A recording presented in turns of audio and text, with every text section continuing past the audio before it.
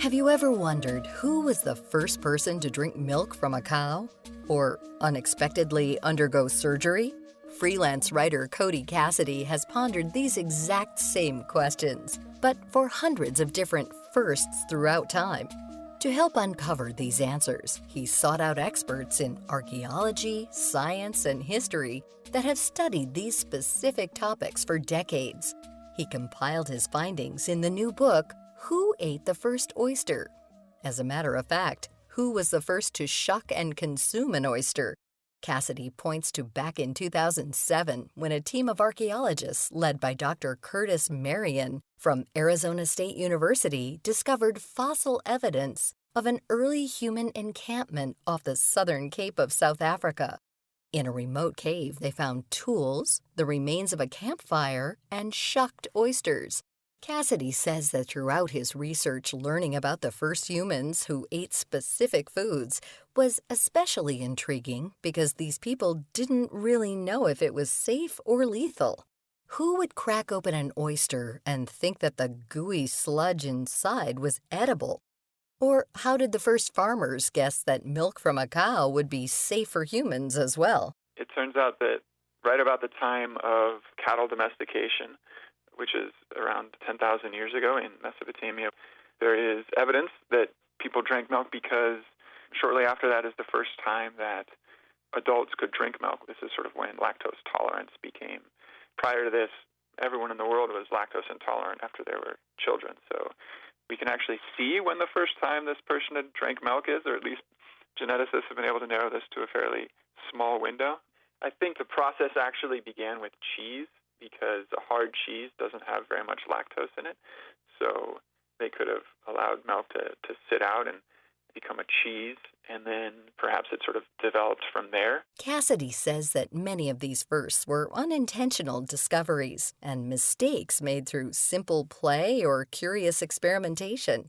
One of these mistakes led to the creation of beer by an early group of hunter-gatherers in the Middle East more than 15,000 years ago. Archaeologists believe that some rotten gruel made what we consider a light beer today. They made a watery granola or a gruel and simply left it out in the sun. And yeast would have fermented it within a day or two into a mildly alcoholic beverage, what we would call a beer.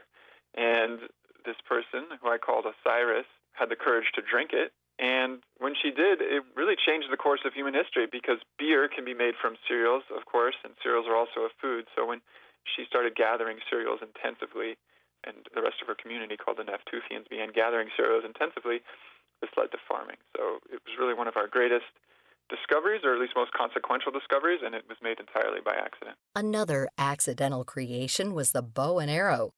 Cassidy learned from Dr. Miriam Hadel, a professor and expert in paleoanthropology, that it was a tool first created for entertainment and leisure more than 64,000 years ago. For example, the bow and arrow was a very basic toy. In most senses of the word, it was not a lethal weapon when it was first invented. It was too simple for that. And really, the only explanation for how it was able to be perfected into a useful weapon and tool was just through simple experimentation and play. I found that to be really a fun concept or idea that these ancient people were having fun just like we are. In his book, Cassidy chronicles the discovery of the first presumed death by the weaponized bow and arrow. This discovery was made by researchers at Duke University, who determined that the first fatality was an elderly male Neanderthal struck by an arrow in what is now present-day Iraq. Archaeologists who found his skeleton theorized that he may have still been alive after the arrow pierced his chest, but died within weeks from infection or lung collapse. Some of the more gruesome firsts are medical inventions, such as the first surgical trepanation, which Cassidy says took place more than 7,000 years ago in eastern France. The two really fascinating aspects of this is that not only how invasive this first procedure was, which is surgeon carved through the scalp with an obsidian blade and then shaved through the skull, but not only did the patient survive, which they can tell by looking at the edges of this wound, and you can see that there's been some healing on the bone, but that he might have actually been performing good medicine because this procedure has been found in a number of different places throughout the world, And this procedure is performed modernly with different tools, of course, and it's called a craniotomy. And it's when somebody suffers like a severe damage to their skull and you need to release pressure from bleeding within the brain.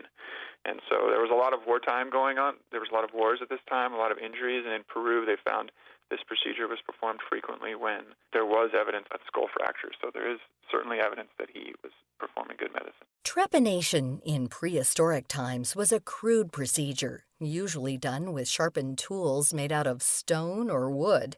The fact that early people could figure out that creating a hole in the skull after injury could actually help people through alleviated pressure is quite remarkable, especially since it's a surgery that is still performed in hospitals today.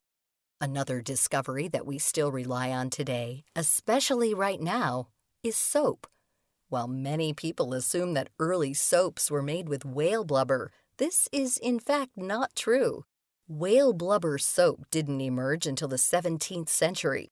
Instead, the earliest soaps were made with ash and used to remove oils from wool and clean textile machines in Mesopotamia. You can use the ash from a plant fire, which is a lye, and then when that combines with a fat, it will create a mild soap. So there's no evidence that soap was made intentionally, really as a product, until Akkadian times. This is around 4,500 years ago in Mesopotamia. And at this time, these city-states were making a lot of textiles. They were making large factories producing large amounts of wool. And there's a tablet that's documenting this process of making wool, and it has a simple recipe for soap. And the soap actually helps slightly in the process of making wool because it removes lanolin from this sort of fatty substance on the wool that prevents you from spinning it. So it had nothing to do with medicine. Soap was used as a cleaner, but its disinfectant properties remain truly undiscovered for thousands of years. We know the Egyptians used it to wash their bodies.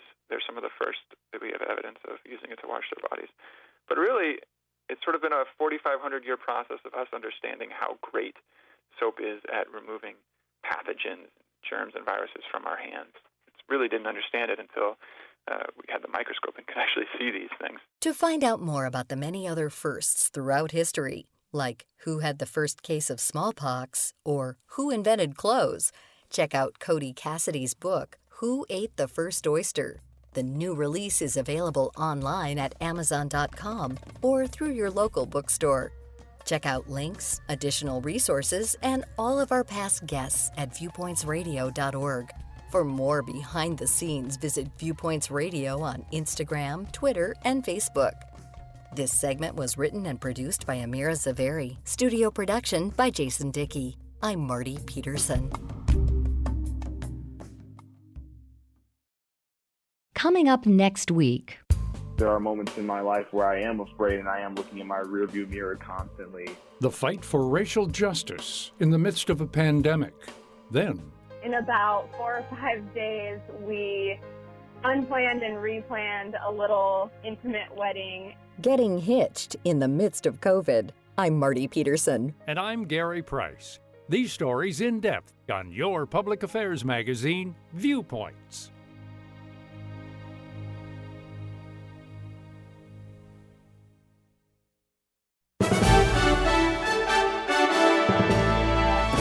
And that's Viewpoints for this week. Viewpoints is a production of MediaTrax Communications. Follow us on Twitter, Facebook, and Instagram to learn more about upcoming shows. And find a library of past programs on Apple Podcasts, Google Play, and Spotify. Plus, you'll always find previous segments and more information about our guests at viewpointsradio.org. Join us again next week for another edition of Viewpoints.